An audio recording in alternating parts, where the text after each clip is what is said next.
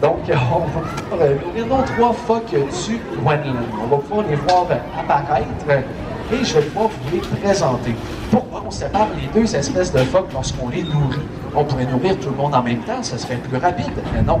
On va les séparer pour se concentrer sur l'animal. Si on nourrit tout le monde en même temps, ça va être beaucoup plus difficile de faire un bon suivi médical, s'assurer que le phoque est en bonne santé. Tandis que lorsqu'on les sépare, on peut se concentrer sur l'animal, regarder vraiment tous les points pour s'assurer qu'il est en bonne santé. Donc c'est vraiment pour ça qu'on va les séparer également. Là, on a beaucoup d'entraîneurs avec nous, mais ça peut arriver qu'on n'a pas autant d'entraîneurs à tous les jours. Donc, c'est une question logistique également qu'on va séparer nos animaux. On voit les phoques du Groenland faire leur apparition. Nous avons 3 phoques du Groenland ici. Je peux vous les présenter évidemment. Nous avons Bobby, Sammy et Rafale. Donc, Bobby, Sammy et Rafale sont également que des femelles. C'est des phoques qui ne sont pas nés en captivité. Ils sont nés en milieu naturel. Mais pourquoi ils sont ici? Est-ce qu'on les a pris directement en milieu naturel pour venir ici? Non. En fait, ce sont des rescapés de la nature. Donc, c'est des phoques qui n'ont pas pu survivre en nature. Donc, nous, on les a pris ici. On peut voir que le phoque du Groenland est un petit peu plus gros que le phoque commun. Hein. Et je dois vous dire, elles viennent d'où? Bobby, elle a été prise à l'île d'Anticosti directement. Donc, la madame qui l'a trouvé l'a conservé dans son pain. Un petit temps, pas très bon pour un phoque, je vais vous avouer. Rafale, elle a été prise aux îles de la Madeleine. Et Sammy, elle a été prise à Lévis, ici, en face. Ah ouais, c'est pas vraiment un habitat pour les phoques. Hein. Les phoques vont vivre dans de l'eau salée. Ici, c'est de l'eau douce. Donc, pas un super habitat pour les phoques.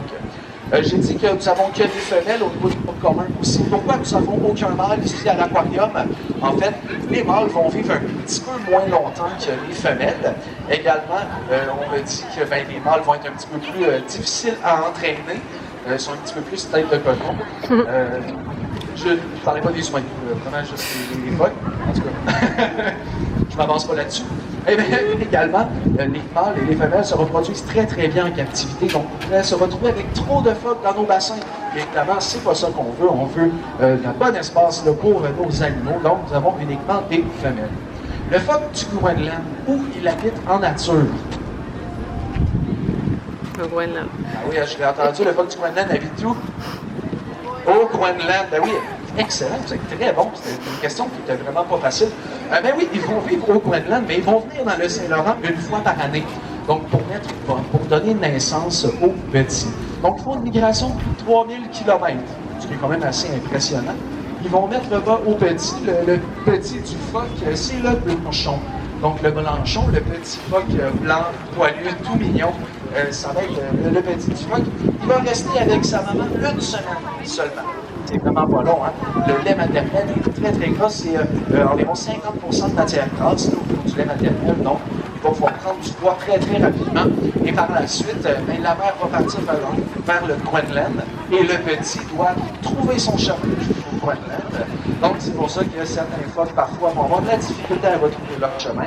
Donc, par exemple, c'est ce qui est arrivé avec nos 3 phoques que nous avons ici à l'aquarium.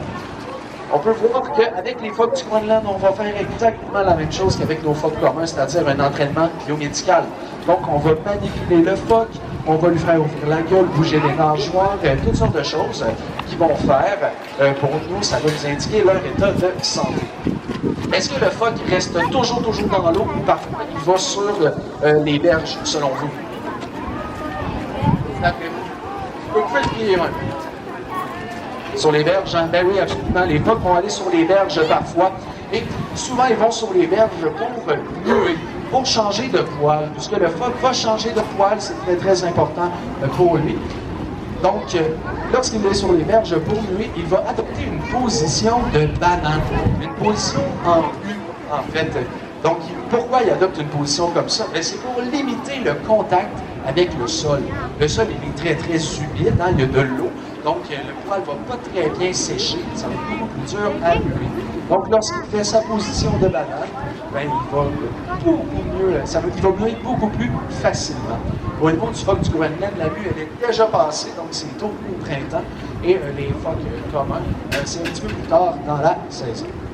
Au niveau de la reproduction, les phoques peuvent donner naissance soit au printemps, soit à l'automne. Donc, ça dépend. Ils peuvent donner naissance, comme je disais, soit au printemps, soit à l'automne. La gestation, donc le temps de grossesse, va changer à cause de la mue, justement. Donc, comme la mue va être un petit peu plus tard s'il donne naissance au printemps, parce que ça demande beaucoup d'énergie. Ben, ils ne peuvent pas mettre de l'énergie partout, ils doivent se concentrer à une tâche. C'est pour ça que la mue va être un petit peu plus tard. Comment on fait pour identifier nos phoques ici à l'aquarium, puisqu'elles se ressemblent tous, mais elles vont avoir quand même quelques différences. Donc au niveau des phoques du Groenland, si on regarde sur le dos, on peut voir des gros fers à cheval sur le dos, des taches beaucoup plus sombres, donc ça va nous permettre de bien les différencier. Au niveau du masque également, donc au niveau du visage, les phoques peuvent avoir un masque, donc une coloration plus foncée, ça va également leur permettre de bien les différencier. Au niveau des phoques communs, ça va être la même chose au niveau des taches. Il y en a qui sont très très faciles à reconnaître, comme Dayla par exemple, qui a une cicatrice dans l'œil, donc elle a un œil blanc, donc c'est facile à voir. Ça ne veut pas dire pour autant qu'elle est aveugle, elle n'est pas aveugle du tout, elle voit le très bien. Les phoques du Groenland sont plus gros que les phoques communs, là, vous allez le voir. En milieu naturel, là, ça peut même arriver, c'est rare, mais ça peut même arriver qu'on voit un phoque du Groenland avec 200 kilos. Donc c'est assez gros. Donc, on va plus les nourrir que les phoques communs. Les phoques communs, ils vont manger 1,5 kg de nourriture à tous les jours, tandis que les phoques du Groenland, eux, on va leur donner 2,5 kg de nourriture à tous les jours. Vous pouvez voir également peut-être dans les bassins, parfois on peut voir des jouets. Donc on va mettre des jouets dans les bassins, de l'enrichissement. Donc on peut cacher la nourriture à l'intérieur des jouets.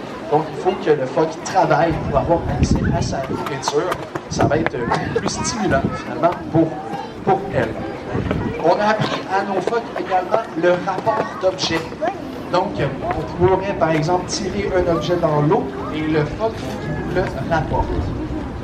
À quoi ça sert? C'est bien drôle d'apprendre ça aux animaux, ça ne sert à rien, mais en fait, c'est très utile. S'il y a un visiteur qui se promène ici, et avec le vent, sa casquette va dans l'eau, mais le phoque, au lieu de manger la casquette, va nous la rapporter directement. Donc, c'est super.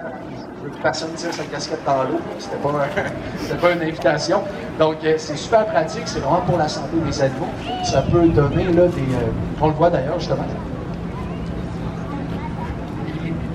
Voilà, donc il va nous rapporter les objets. Ça peut donner des situations assez drôles lorsqu'ils étaient dans l'autre bassin.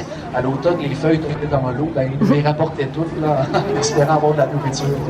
Parce qu'évidemment, on va récompenser ce comportement-là également.